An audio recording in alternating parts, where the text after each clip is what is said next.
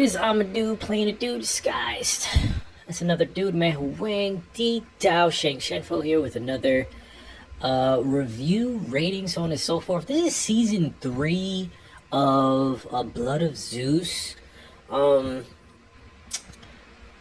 and ultimately, I guess my entire review or rating of Blood of Zeus, overall, I would give Blood of Zeus the entire show, granted the season 3, which is crazy because I bookmarked or noted on my calendar that it would come out the 8th, and I completely forgot about it and didn't look it up until, like, I don't know, like 4 or 5 days ago, and I realized, oh crap, it's out. And I binge watched it, except for like the last episode, and then I had to, watch the last episode. Had like other things to do, but uh, essentially, I give it like a 8 out of 10. Like the entire show, I give it an 8 out of 10. Um, I think I would have voted higher. Granted, like, to put in the briefest sense what happens in season 3, catering or carrying over, I should say, from season 2. Because if you've already seen the show up to, season 2, because season 2 is prior to season 3, it's the same thing, the gods are all like infighting, so on and so forth.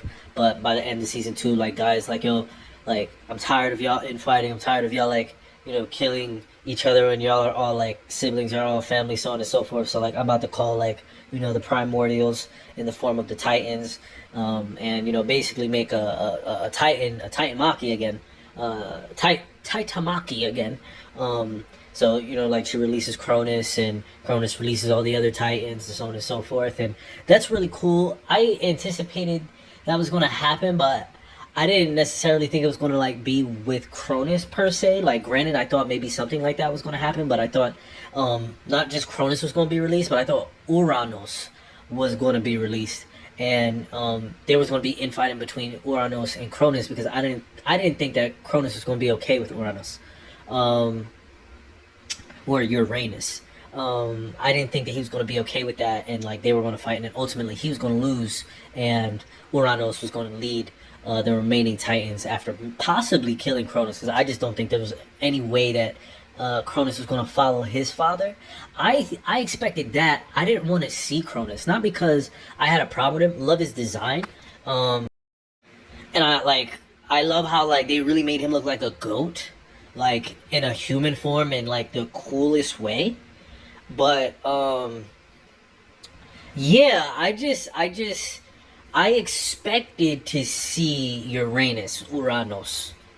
I expected to see him, and him lead with the primordials, because, like, we already, like, not on the basis of seeing Cronus, like, in the show. We've never seen Cronus in the show, but, like, on the basis of, like, the Greco-Roman mythos,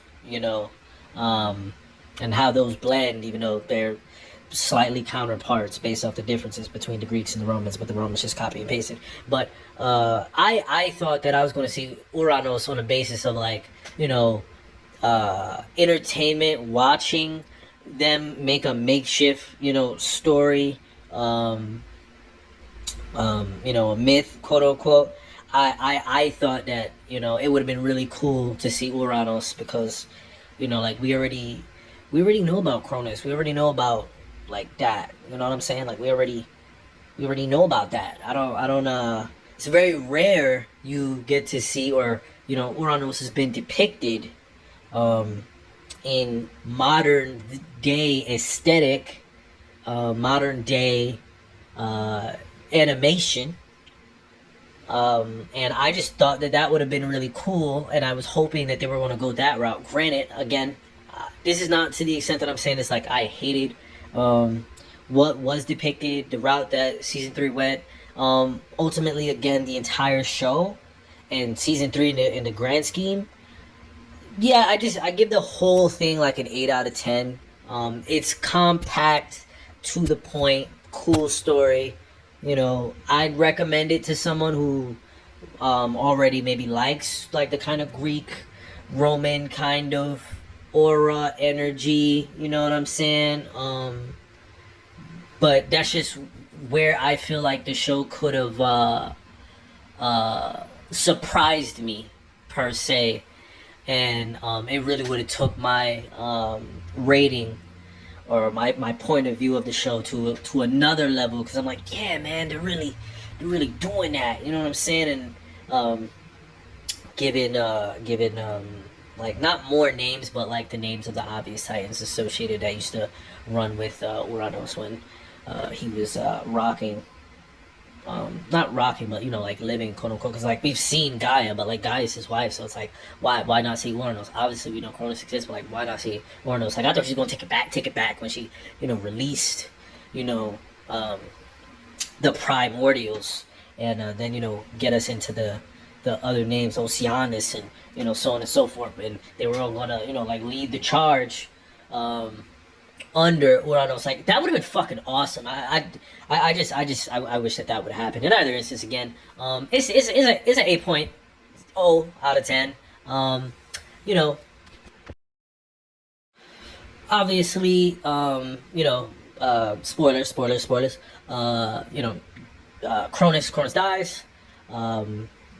Heron dies, even though I'm kind of like, it's safe to say or assume that like Seraphim put like gold on his corpse and then they went to the Elysian Fields, but I guess the gods just ensured that he went to the Elysian Fields because he kind of exploded. So like there was no way to put put coins on over his eyes because he exploded himself. So beyond that, fucking Ares dies, Hephaestus dies.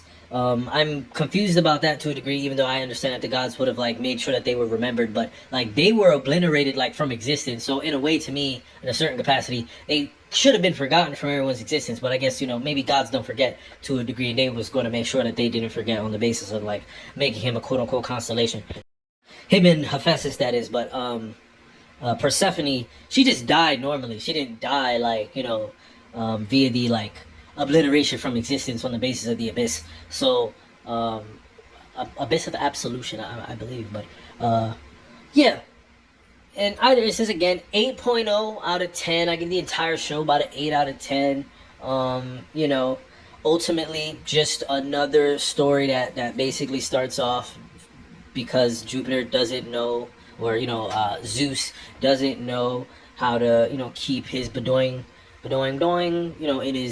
in his toga, and he just does whatever he wants, and it gets everyone in trouble, and so on and so forth, and gossip, other stuff happens.